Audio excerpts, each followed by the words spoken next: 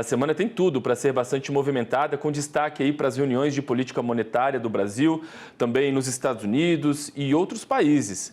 Vamos então saber o que esperar na minha conversa de agora ao vivo com o pesquisador do IPEA e nosso colunista José Eustáquio. José Eustáquio, seja muito bem-vindo com a gente. Uma boa tarde para você ainda. Tudo bem com você, primeiramente? Boa tarde, viu, Felipe? Um abraço aí e uma semana muito quente em relação às variáveis macroeconômicas. Pois é, então vamos separar aqui. Primeiro vamos falar um pouquinho sobre Brasil. Na sua avaliação, o que a gente pode esperar dessa reunião do Copom essa semana? Acredita em alguma novidade, eventuais sinalizações, pelo menos, sobre os próximos passos da autoridade monetária? Enfim, qual a sua avaliação sobre o que a gente pode esperar para essa semana? A gente tem que entender, Felipe, pelo seguinte: a taxa de juros é uma variável muito importante na nossa economia. Por quê? Ela visa controlar inflação, mas, por outro lado, o impacto dela também pode causar uma desaceleração econômica. Por isso que o aumento, a queda ou a manutenção dessa taxa é muito importante para que a gente possa fazer análise e previsões no médio e no longo prazo. O que acontece? A gente está com uma inflação ainda acima da meta inflacionária. A meta que o Banco Central define é de 3%, com 1,5% para cima ou para baixo. Ou seja, o limite superior que a gente tem para que manter as expectativas é de 4,5%. E hoje o IPCA ele está em torno de 4,83%. Ou seja, se a gente comparar com os últimos meses, a gente está tendo um arrefecimento da inflação. Por outro lado, é importante lembrar que a economia continua aquecida. Pelo menos é isso que os dados econômicos mostram. Ou seja, é a menor taxa de desemprego da nossa economia.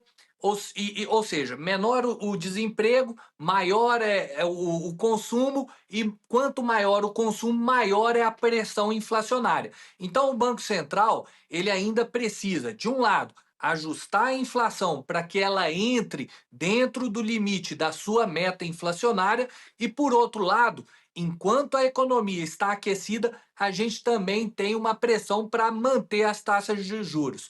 Então, o que eu acredito é que o Banco Central vai continuar com os 15% da taxa Selic e vai falar isso já na nossa próxima quarta-feira. José, eu quero aproveitar aqui a sua participação com a gente para poder entrar num outro assunto ainda falando sobre nossa economia aqui, né, interna. O Índice de Atividade Econômica do Banco Central, o IBCBR, foi recém-divulgado, né, registrou queda de 0,5% em julho na comparação com o mês anterior. Essa retração aí de 0,5%, a gente pode dizer que ela veio um pouco maior, foi mais profunda do que muitos economistas estavam esperando? Porque como você avalia, enfim, esse desempenho aí?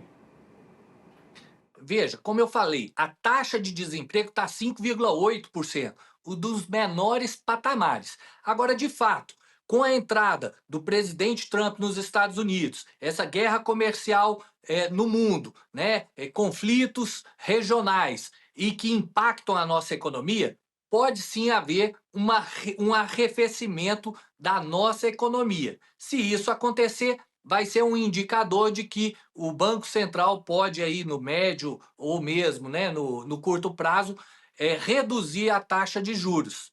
Mas veja bem, a gente tem que comparar, né, o cenário brasileiro com o cenário internacional.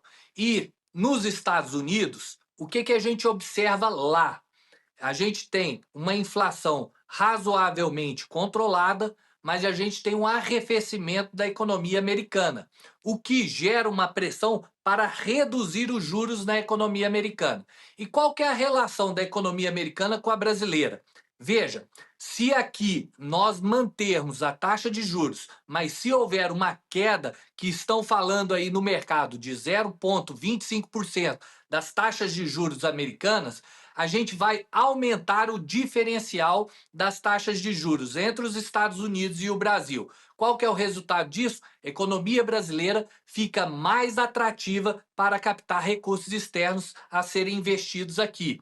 Ou seja, quanto maior o ingresso de dólar no país, a gente também pode ter uma pressão de queda do dólar aqui na economia brasileira. Enfim, então essas variáveis estão interligadas. E é claro, o IBC-BR ele é um indicador que ele flutua mais, né? Então a gente vai ter que analisar com muito cuidado qual que é o ritmo de crescimento da economia brasileira, qual que é o ritmo de crescimento da economia norte-americana e ver como que as principais variáveis macroeconômicas lá e aqui vão se comportar.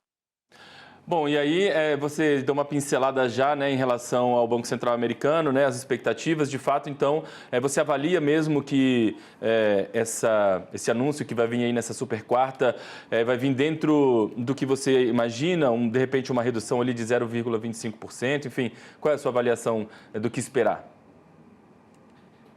Pelo que eu vejo o mercado falar, viu, Felipe? Nós vamos ter 0,25% de queda no mercado americano das taxas de juros lá e vamos manter as nossas taxas aqui. Ou seja, não há cenário de queda dos juros aqui no Brasil. Por um lado, isso é muito ruim. Por quê? Quanto maior os juros, menores são os investimentos produtivos e quanto menor o investimento produtivo, menor é o crescimento da nossa economia. Então, este é o cenário.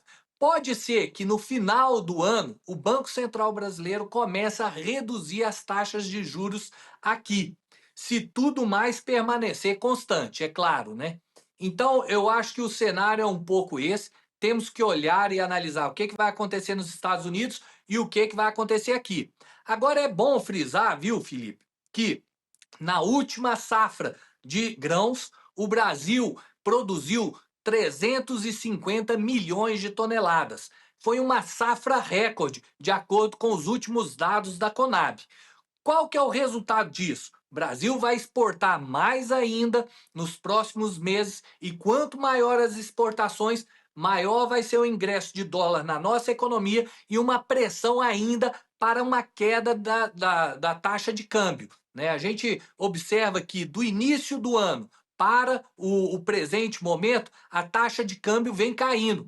Ela estava num patamar de acima de R$ 6, né? E hoje encontra-se em R$ 5,3, mais ou menos, tá? Estou dando aqui valores aproximados. O que acontece? Quanto maior a apreciação cambial, as nossas exportações se tornam menos competitivas lá fora.